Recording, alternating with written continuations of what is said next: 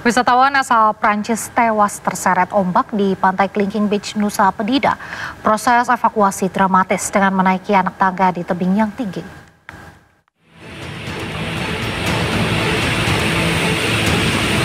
Proses evakuasi korban terseret ombak di pantai Kelingking Beach, Nusa Penida, Kelungkung, Bali berlangsung dramatis. Petugas dari Basarnas, polisi, TNI, dan warga harus menaiki jalan setapak mendaki Bukit Terjal dengan ketinggian 150 meter lebih. Petugas bergantian menggotong korban yang merupakan WNA asal Prancis bernama Elena Andreva, 32 tahun.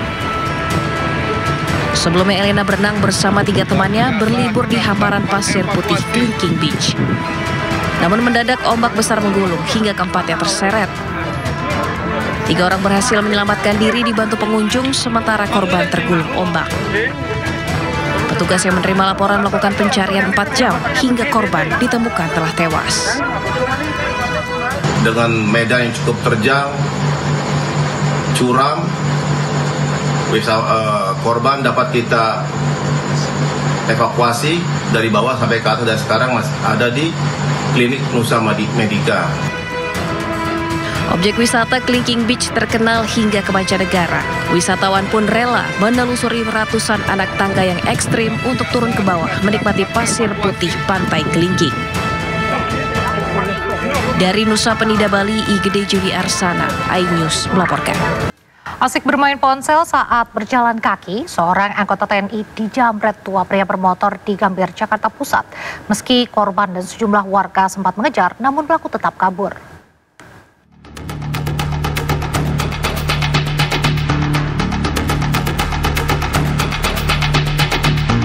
Seorang aparat TNI menjadi korban jambret ponsel saat berjalan kaki di Jalan Juanda, Gambir, Jakarta Pusat.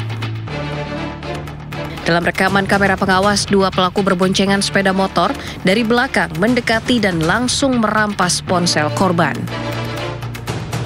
Meski korban dan sejumlah warga sempat mengejar, namun pelaku berhasil kabur.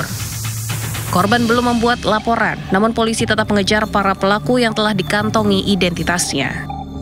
Kemudian kita dari Polres maupun dari Polsek juga telah melakukan penyelidikan, kemudian memeriksa saksi-saksi dan CCTV. Kita sudah mengetahui identitas baik dari pelaku maupun dari korban. Namun dari korban ini tidak ingin melaporkan kejadian tersebut. Walaupun korban tidak mau melaporkan kejadian tersebut, kami tetap mengejar pelaku dan mudah-mudahan tidak lama lagi akan kami tangkap. Polisi menghimbau kepada masyarakat untuk selalu waspada dan menjaga barang berharga ketika berada di tempat umum agar tidak menjadi korban kejahatan.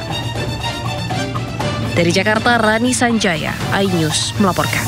Terima kasih masih di Sindo Malam pemirsa. Anggota DPR RI fraksi PDIP Komisi 6 Rieke Diah Pitaloka meminta tolong kepada Gubernur Jawa Barat Deddy Mulyadi terkait kondisi jalan rusak. Keduanya saling balas di media sosial untuk mencari solusi atas lambannya perbaikan jalan tersebut. Assalamualaikum Kang Deddy, saya Nyi Iroh, warga Cikidang di Sukabumi. Tak iya jalan ke Sigakia Kang Deddy, jalan pasir lengkap Kang Deddy, tolong dibantu Kang Deddy, kasihan warga Kang Deddy. Kasihan warga Kang Deddy. Ini jalan kayak gini, di pasir lengkap Kang Deddy, dibantosnya, mohon dibantu Kang Deddy. Kang Deddy harus ya, KDM, tolong Pak Bupatinya juga di Pasir Langkap, Kecamatan Cikidang. Kayak jalan. Kebayang tuh upami wengi-wengi. Ini kayak gini nih. Jalannya bahaya banget. Dalam video yang diunggah melalui akun Instagram @RiekeDiahP menyampaikan langsung rusaknya jalan di Pasir Langkap, Kecamatan Cikidang, Sukabumi, Jawa Barat. Pak Deddy, jalan di Cikidang, Pak Deddy. Tulungan, Pak Deddy, tulungan. Tuh Pak, lihat Pak. Jalannya Pak. Ini mah mending Pak, segini mah. Tadi hancur Pak. Rieke juga menyampaikan bahwa saat masa reses, ia turun ke daerah untuk menyerap aspirasi masyarakat. Unggahan itu kemudian ditanggapi langsung Gubernur Jawa Barat Deddy Mulyadi melalui akun Instagramnya @deddymulyadi71 dan mengatakan pihaknya akan berkoordinasi dengan bupati setempat untuk segera mendapat prioritas. Justice for Cikidang. Sukabumi itu kabupaten yang sering sekali dibantu oleh provinsi. Dari mulai jalan, bangunan rumah, masyarakat yang bermasalah. Itu jalan Cikidang itu masuknya jalan apa? Jalan kabupaten apa jalan provinsi? Rarasaan mah itu jalan kabupaten. Kelihatannya tanahnya tanah perhutani. Ya nanti kita koordinasi sama bupatinya itu untuk segera mendapat prioritas. Mohon dibantu Kang Dedi. Hal ini menjadi kolaborasi antara anggota DPR RI dengan Gubernur Jawa Barat untuk mencari solusi atas lambannya perbaikan Jalan Pasir Langkap di Kecamatan Cikidang, Sukabumi. Ini kayak gini nih, jalannya bahaya banget. 350 paket makan bergizi gratis di SMP Negeri 3 Medan ditolak. Ratusan paket makanan ini ditolak lantaran lauk ayam mengeluarkan bau tak sedap dan tidak layak konsumsi.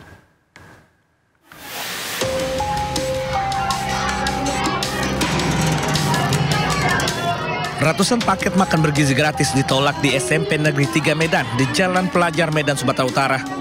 Penolakan diketahui lantaran lauk berupa ayam goreng mengeluarkan aroma tak sedap.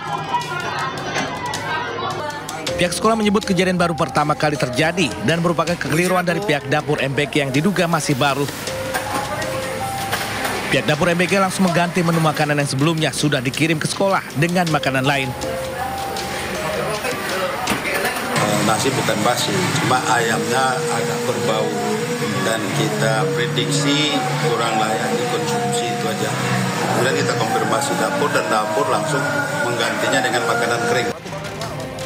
Pihak sekolah berharap kedepannya tidak terjadi lagi kejadian serupa. Dari Medan, Sumatera Utara, Ahmad Ridwan Nasution News melaporkan. Pemirsa, Presiden Prabowo Subianto mengungkap alasan dibuatnya program makan bergizi gratis. Dalam dialog bersama Chairman and Editor-in-Chief Forbes, Steve Forbes, Prabowo melihat masih banyak anak-anak Indonesia yang kekurangan gizi.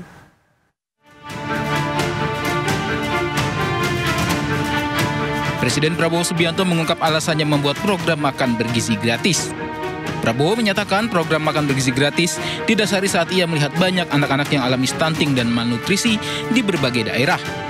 Dalam dialog bersama Chairman and Editor-in-Chief Forbes, Steve Forbes, Prabowo menjelaskan pengalaman itu membuatnya tersadar bahwa masih banyak anak-anak Indonesia yang kurang asupan gizi. So I talked to them and I asked them, "What's your age?" And I was many times surprised. When I thought that the little boy in front of me must be only 4 years old because of his body, he replied that he was 10 years old. And the little girl who I thought must be only 5 years old, she said she's 11 years old. And it went on, so I was shocked. So I saw directly and physically, I saw stunting, I saw malnutrition, I saw poverty in my eyes, and it's very difficult for people who are living in the elite to understand that children can eat sometimes only rice with salt. Dari pengamatannya, banyak negara maju di Eropa dan Amerika Serikat memiliki program makan bergizi gratis di sekolah. Bahkan negara berkembang seperti India memiliki program makan bergizi gratis di sekolah sejak 2010.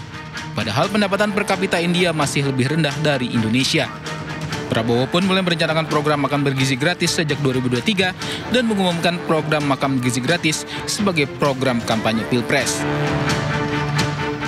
Pemirsa, pemerintah berencana menghapus seluruh tunggakan iuran BPJS Kesehatan.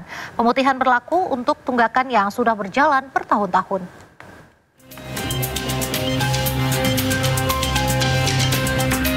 Pemerintah berencana memutihkan atau menghapus tunggakan iuran peserta BPJS Kesehatan. Rencana penghapusan pertama kali diungkapkan oleh Mensesnek Prasetyo Hadi. Pemerintah sedang memverifikasi data penunggak BPJS Kesehatan. Sedang dipelajari dulu, dihitung dulu. Berarti itu akan segera diproses pemutihan tunggakan BPJS? Ada rencana seperti itu, tapi mohon waktu karena itu kan pasti harus dihitung datanya juga harus diverifikasi, ya. Kemudian angka nominalnya juga harus dipertimbangkan kan. Mohon sabar menunggu. Rapat membahas penghapusan tunggakan iuran BPJS pun telah digelar. Hasilnya, BPJS Kesehatan akan ikuti perintah Presiden Prabowo untuk memutihkan tunggakan BPJS. Menurut Direktur Utama BPJS Ali Gufron Mukti, tunggakan yang akan dihapus adalah iuran yang sudah bertahun-tahun. Ia juga memastikan tidak akan ada masalah penghapusan. Nilai tunggakan BPJS Kesehatan mencapai 7,6 triliun rupiah. Jumlah peserta yang menunggak pun sebanyak 23 juta orang. Rencananya, pemutihan tunggakan akan mulai dieksekusi bulan depan. Indonesia terus mematangkan persiapan mereka menjelang Piala Dunia U17 2025 yang tinggal menyisakan waktu kurang dari 1 bulan. Tekanan tentu dirasakan skuad Garuda Asia usai timnas senior gagal ke Piala Dunia. Namun sang pelatih Nova Arianto meminta agar skuadnya tidak tertekan dan menikmati pertandingan di Piala Dunia nanti.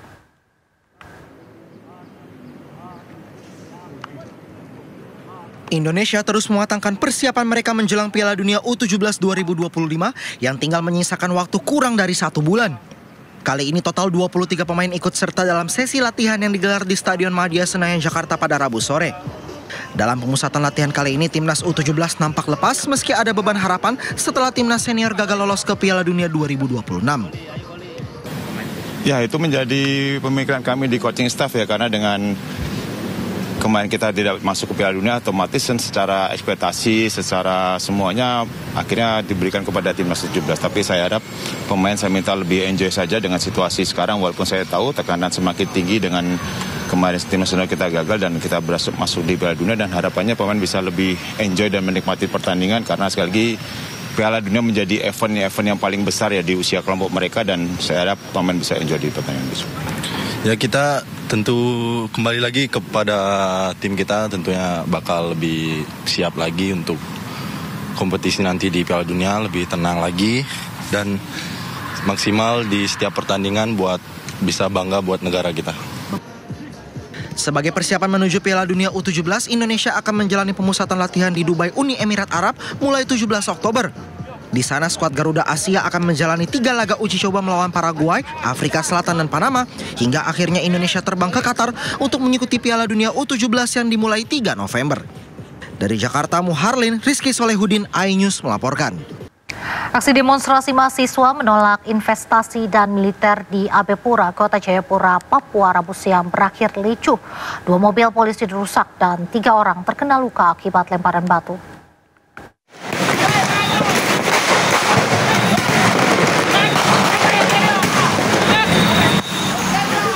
Aksi demonstrasi mahasiswa menolak investasi dan militer di AB Pura, Kota Jayapura, Papua Rabu siang berakhir ricuh. Masa berdemo menolak investasi dan militer di AB Pura, Kota Jayapura, Papua. Mereka melakukan orasi di lingkaran AB Pura yang mengakibatkan lalu lintas terhambat. Unjuk rasa berakhir ricuh lantaran sejumlah massa melempar batu ke arah polisi hingga membakar 2 mobil polisi dan 1 mobil milik perusahaan daerah air minum. Akibatnya, aparat terpaksa menembakkan gas air mata. Ya, sudah disepakati untuk konsolidasinya di lingkaran AB supaya tidak mengganggu arus lalu lintas masyarakat, juga aktif masyarakat. Namun pada saat mau bergerak ke lingkaran AB, ternyata juga ada provokasi yang memulai dengan melempar kepada petugas itu. Setidaknya 3 orang menjadi korban terkena lemparan batu, 2 diantaranya anggota Polri. Kondisi ini mengakibatkan pusat perbelanjaan pertokoan terpaksa tutup karena ketakutan. 2 orang telah diamankan polisi karena diduga dalang aksi kericuhan. Dari Papua, Cornelia Mudumi, iNews melaporkan. Ledakan kapal tanker di Batam, Kepulauan Riau tewaskan 10 orang pekerja dan 21 orang luka parah. 10 jenazah korban telah diserahkan kepada keluarga korban.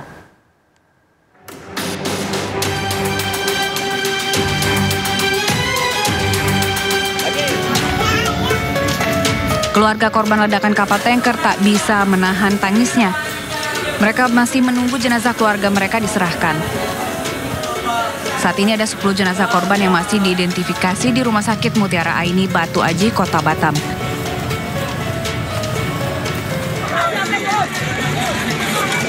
Lagi.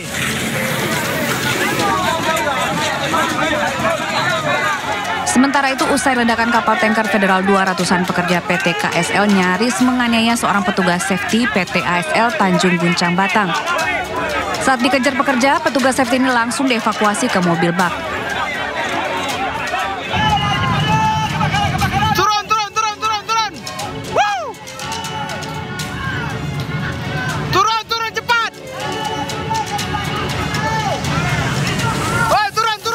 Turun! Sebelumnya kapal tanker Federal 2 yang sedang dalam perbaikan meledak dan terbakar pada Rabu dini hari. Polisi menyelidiki penyebab ledakan tersebut. Salah satu pekerja yang selamat mengaku ada percikan api sebelum ledakan. Baja yang berada di lambung kapal berterbangan dan menghantam para pekerja di kapal. Itulah cepat kali kejadiannya, turun ke bawah itu nggak lama langsung ada api gitu, makanya lari ke atasnya. Berapa orang di dalam itu, yang rombongan Jimmy aja? Itu ada 7. Sementara hingga kini polisi masih menyelidiki penyebab kecelakaan.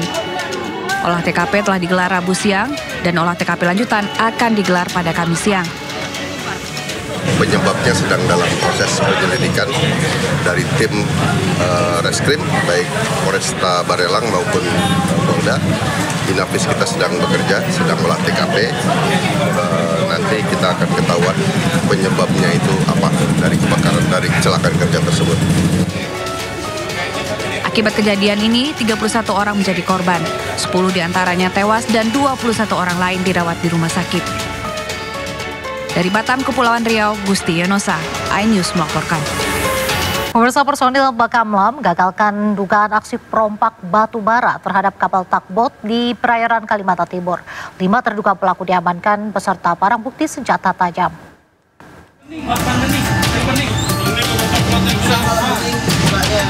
Mendapat laporan aksi perompakan, personel Bakamla segera mendatangi lokasi di perairan Kalimantan Timur. Setelah melakukan pelacakan, petugas Bakamla mengamankan sebuah kapal motor diduga terlibat perompakan kapal batubara. Awas, sajamnya mana? Selain mengamankan 5 terduga pelaku, petugas menemukan barang bukti 2 buah golok, 7 skop, dan 3 unit ponsel saat dilakukan penggeledahan. Sementara nahkoda kapal tugboat beserta anak buah kapal dalam kondisi selamat dan telah dimintai keterangannya oleh petugas Bakamla. Saya atas nama nahkoda dari Tango Bravo Kingston 818 mengucapkan terima kasih banyak kepada semua kru KN Pulau Marore 322 atas kerjasamanya. Saya mengucapkan banyak-banyak terima kasih. Semoga kedepannya semakin tetap jaya. Selanjutnya, 5 terduga pelaku bakal menjalani pemeriksaan di unit penegakan hukum Bakamla.